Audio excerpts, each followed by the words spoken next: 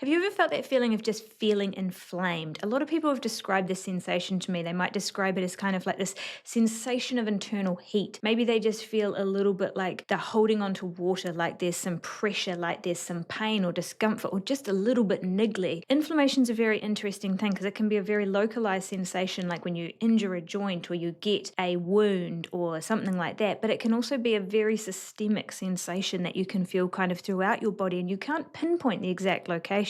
I want to explain this a little bit today and give you some tools on how we can really quickly lower an inflammatory response in the body, regardless of the trigger. And I want to do this by highlighting a couple of things. I'm going to share a really cool analogy with you of what's actually going on there, and I'm going to share a bit of a client story, which was outright amazing, and I think it'll really just encourage you if you do have some inflammatory processes going on. I'm Mandy, I'm a registered clinical nutritionist, and I work with the Body Reset program, and a lot of people that we have coming into the program describe the sensation of inflammation. They feel inflamed in their body. They feel uncomfortable. It's like something just isn't quite right, but they can't put their finger on exactly what it is. And if you know this feeling, you know this feeling. And hopefully what I can give you today will be some tips to be able to unpack it a little bit. And I'm going to share the story first. So this was a lady that we had come into the program. She was just about 50, and she had been diagnosed with some pretty severe arthritis in her knees. It was causing her a lot of pain. It had actually significantly impacted her mobility. There was quite a lot of movement patterns she could no longer do. And she was a little bit concerned because she'd basically been told that she would just have to rely on anti-inflammatory medications and potentially knee replacements in her future very soon. And there was nothing that really could be done about it. It was more of a management situation, yet she was quite young. And so she came to us with the goal of maybe not necessarily being able to reverse it, but maybe able to slow the progression of it. And she wanted to lose a little bit of weight. Now, what was super cool, and this lady really did full send all of, the steps that we gave her. She really put her heart and soul into it, and she got some really, really great results. She lost quite a lot of weight. We looked at her blood work. We really dove into all of the details there to make sure we were personalizing the program to her specifically. And we got her strength training, which was really, really cool. And after a while, I think it was about 16 weeks, nearly all of the pain in her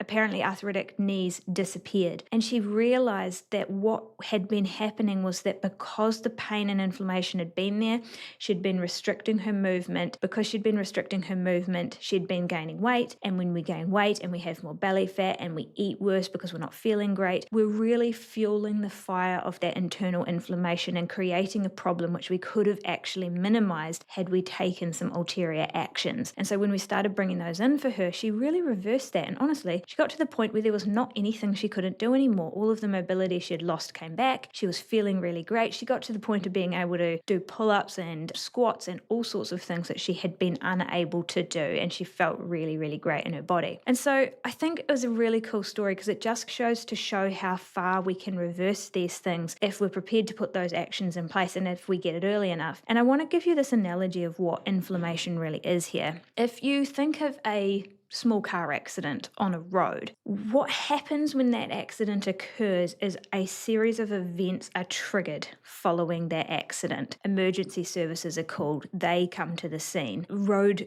STMS, traffic control is triggered and comes to the scene. The traffic passing through that area then starts to back up as a result. And so there's long lines of traffic waiting to be let through. There's all of these processes that have to occur as a result of the accident to deal with the accident. And the length of time and the efficiency of those services is what determines how long those holdups are going to be. And now this is a really good picture of what inflammation is in our body. Inflammation is our body's internal emergency services coming to the site of some sort of injury at a cellular level. It could be that it is a bacterial or viral injury. It could be that it is a traumatic injury, i.e., you've pulled a tendon or a joint or something like that. It could be a wound in the sense that there is something damaged, cut or burned, or it could be more subtle than that where it is a autoimmune reaction to something, or it could be your immune system responding to something that it maybe shouldn't have in the first place. So it can be many, many things that might actually trigger that internal emergency response in your body, and then it is your body's ability then to deal with it, and that long-term kind of chronic inflammation that goes on and on and on signifies an immune system that is not particularly efficient at dealing with with that trigger,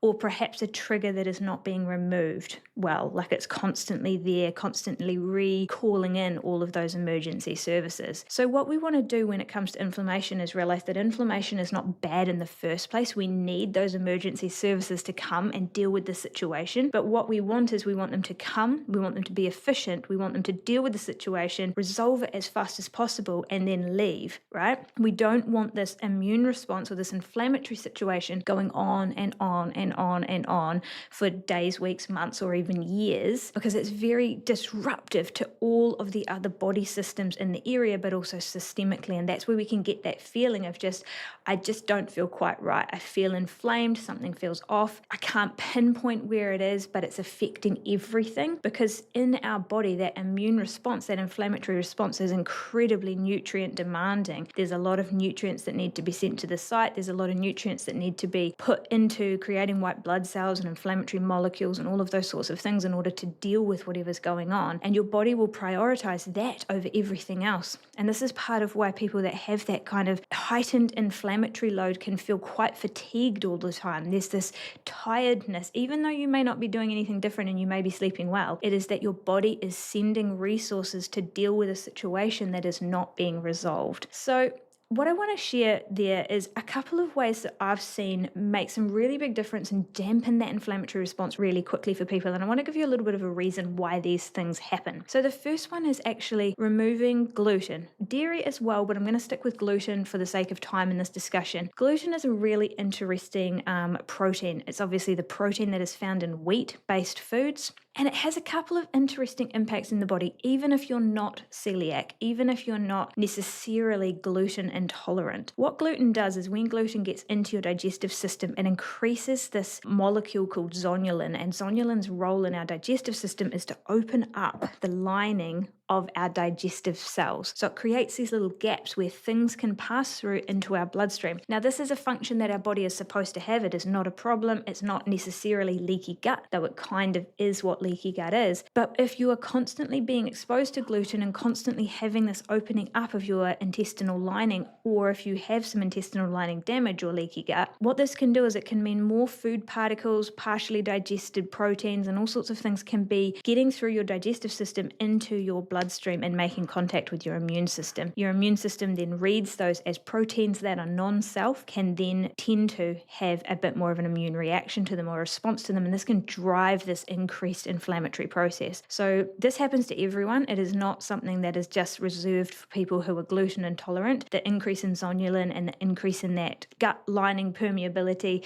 is something that happens across the board. And like I said, it is something that we are supposed to do, but it's just the excessive exposure to that which can potentially be a problem for some people. The other thing with gluten is that it is a high glycemic food. Well, not gluten in particular, which is the protein, but wheat-based foods that have gluten in, very high glycemic load, which elevates those blood sugar levels quite high and for quite a long time. When you look at wheat-based meal to, say, a root vegetable-based meal with carbohydrates matched, we'll see a higher, longer blood sugar response following the wheat-based meal than we might following, say, a root vegetable-based meal. And it does tend to spike those blood sugars higher and hold them higher for longer. And that brings me to my next point, which is reducing sugar overall really, really helps with reducing inflammation as well. And so the sugar has a couple of different impacts on this inflammatory process. The sugar actually can increase the levels of those pro-inflammatory cytokines, they're called. So your cytokines are kind of those molecules that are involved in driving that inflammatory process. And they're there for a purpose. They're there to make sure that those emergency services get to the site and do what they need to do. The problem is when there's too many of them and they stick around for too long and they create just kind of a bit of a mess. And so sugar really drives the production of those pro-inflammatory cytokines, which increases that inflammation level overall and makes that inflammation go on for longer and longer. The other issue with the sugar is it's quite disruptive for your gut bacteria. Sugar tends to feed the bacteria that we don't want so much of, where fiber tends to feed the bacteria that we want a lot of. And a lot of the good bacteria that are fed by fiber tend to have an anti-inflammatory effect, where a lot of the more negative bacteria tend to have more of a pro-inflammatory effect. So they just increase that overall inflammatory response in the body, making the body a little bit more hyperactive. It's kind of like you have a little road accident, but all the emergency services for the whole area show up when they didn't really need to. The same can happen in our body. body. A small thing, an overreactive immune response, and we get this heightened inflammatory response to something that really shouldn't have been kind of so demanding in the first place. And sugar tends to create that response. So we've gone through two things. First one being reducing gluten. Look, honestly, even if you're not gluten intolerant, the impact that I see on inflammation reduction when people take gluten out and simply swap it for a different carbohydrate source. It's not that I'm saying you can't have any carbohydrates. It's just take the gluten out for a little bit and test the theory and see how it feels. Because very often, especially people with gut-based inflammation or joint-based inflammation, will get a massively positive response from at least reducing or avoiding gluten for a time and then maybe bringing it back in a more limited capacity. And then reducing sugar intake and really moving towards that higher protein kind of meal structure so that you're getting this nice balancing of your blood sugar. And the benefit there as well is when you increase the protein, you're bringing in more of the building blocks that are required for tissue repair, appropriate immune response. All of your immune system cells are made from protein. So if you're having this inflammatory response, you have a higher need than someone who is not, and it keeps that total sugar load down. The third part that I've seen make a really big difference, and this one is kind of seems a little bit counterintuitive in a way, is actually strength training. And there's some various reasons for this. When you contract muscle, you actually get a down regulation of those inflammatory cytokines. So there's inflammatory molecules in your body are down regulated when we contract muscle, when we resistance train, and there's an up regulation of the anti-inflammatory cytokines, which actually help to manage an immune response. So our immune system responds, and some molecules actually increase the immune response if required, and sometimes they go overboard. But we also have molecules which are designed to come in and calm the immune response down, to say, right, we're done here now, guys, we've tidied everything up, you guys can go,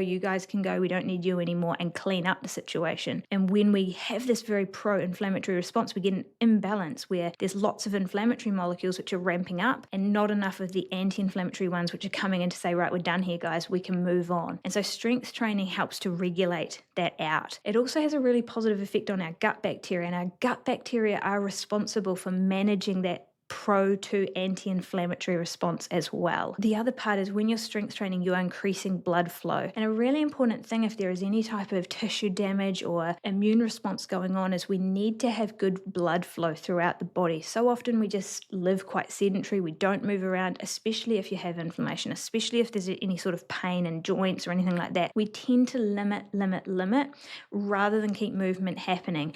And when we can bring some good movement back in, we actually get good blood flow to the area, and that can help to deal with this inflammatory process as well. The other part is resistance training has a really positive effect on sleep quality. When you don't sleep so well, we tend to have a heightened immune response, a heightened inflammatory response, and a heightened perception of pain as well. And when we have this heightened perception of pain, we feel more uncomfortable, which means we then limit movement further. So we can see how it really snowballs here. So the strength training has this down-regulating effect on the inflammatory response, really improves blood flow to any areas that need it, and it also really improves sleep quality, which can help to down-regulate that perception of pain so that we feel better overall. So it's a very interesting discussion, right? Inflammation, I think, is a super interesting topic because it's very, very real, but also it's not something that you can always see. That feeling of being inflamed is not necessarily something you always see. Sometimes you might see it in our skin, like red face, or you might see it in a joint where there's swelling or heat, but you don't always see it. Someone could describe themselves as feeling quite inflamed when actually they don't look it, but it's that feeling in your body of knowing something is happening internally and I just can't put my finger on what it is. But these three things, the gluten avoidance, the sugar reduction, and the strength training, really calm that down quite quickly. And these are sort of three of the key concepts that we have built into our gut reset program, which now quite a few thousand people have been through this. Many people have lost a lot of weight and really got back into movement following this plan. It's incredibly effective because it really targets the key things that make results happen really quickly for most people. So if you would like access to that, I've got it linked below for you. You can dive into it. It's a self-guided program and it gives you all the tools to get started on those action steps which I mentioned in this training and just see how your body responds to that. So hopefully something useful here for you today. Hopefully even if it's just a good understanding of what that inflammation really is and why it is a good thing, but we just don't want it to be going on and on forever. Enjoy the rest of your day, guys, and I'll see you next time.